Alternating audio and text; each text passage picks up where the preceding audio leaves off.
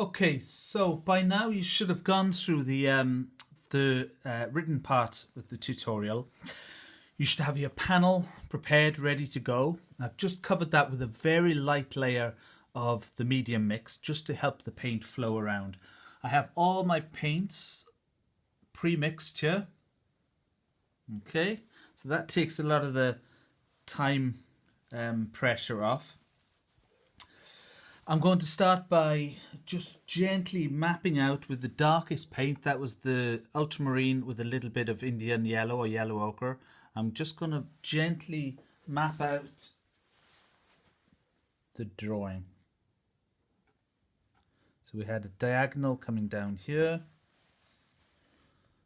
a sort of a triangle shape at the bottom. I had a large mass of trees in the distance.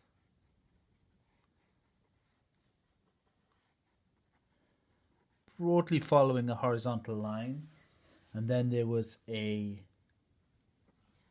kind of a sort of a square shape of the lake there. And I've got my sun in the sky. So at least I've got a few marks that I can anchor the rest of the painting around.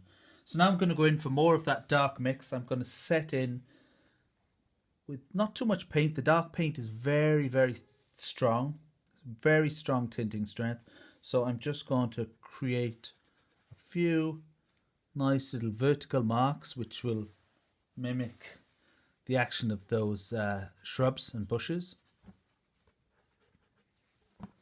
There was a small amount of them over here. I can go back over this after, so it's just really mapping out the image. Okay. Then I'm going to shift with that middle green. Remember we mixed that. There's actually the alternatives. This one I mixed from the King's Blue with the Indian Yellow. That one's made up from the substitute, which was cadmium yellow light and a little bit of yellow ochre. So I'm going to go in for this one. I'm basically going to map in that big mass there. Not too much paint. I want just enough that it has presence on the canvas, but not so much that it's difficult to work with. Again, it makes sense to do these sort of short vertical hatching lines which mimic the shape of all those little trees. Okay, let's bring that paint down.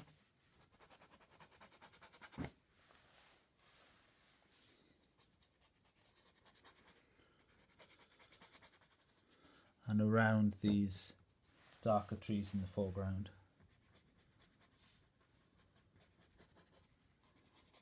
Now when you look at your photo, you're going to say, oh, there's a stronger green down here. Yes, there is, but we've decided when we were doing the NOTAN and the value studies that it wasn't as important. Later on, we'll start varying that and breaking it apart. Down in for that lighter green here, which was Indian Yellow with just a tiny touch of the dark green. And I'll get a lovely yellowish green. That's because the Indian Yellow is quite a transparent colour. They're both transparent colours, so the light of the board is showing through. Whereas if you're using the cadmium yellow, it's a much more opaque colour. So that'll cover up the board underneath. There we go. So we've kind of got our green set in broadly there. I'm going to shift brushes now.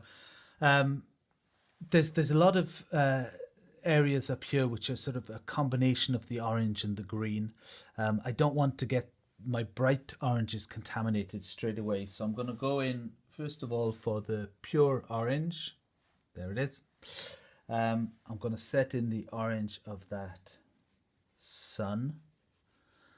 So at least I've put in the saturated intense colour nice and clean. Nothing's going to contaminate that. Now I could either come down towards the darks or go up towards the lights. I think I'm going to go up to the lights. So I'm going to put in the orange tint that we made, which was cadmium orange with a bit of white. Okay. I'll come back for that little sun flare after. Now I can just wipe the white off the brush.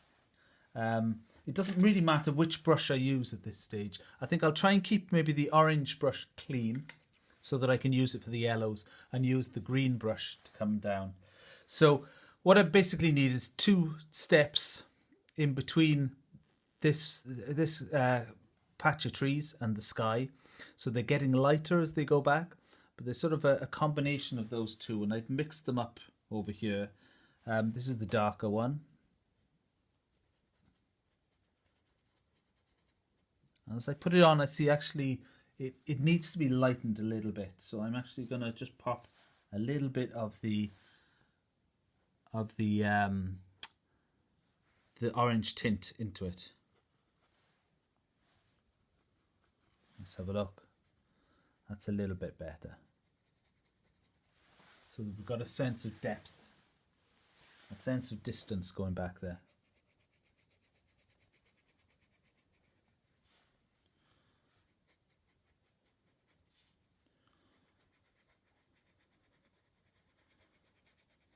Okay, and then we've got a lighter one again going up into the sky, which again is sort of an in-between. So as you start painting, if the values aren't quite right, don't be afraid to just tint them slightly.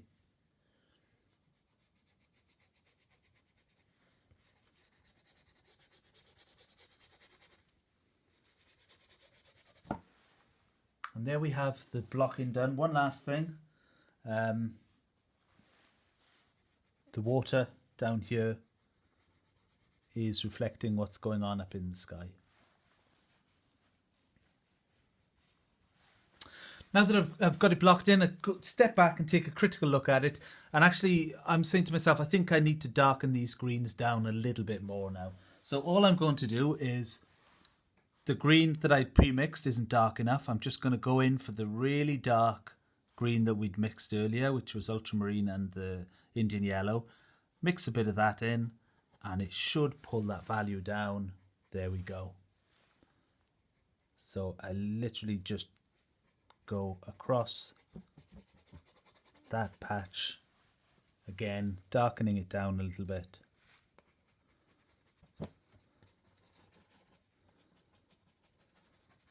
So at this stage I want something pretty rough, pretty crude, but it's got a sense of all the lights and the darks in the right place, and it's got a little bit of character, not too much paint on there either. So that's the end of the first stage, the block in. You can go on to the second video now.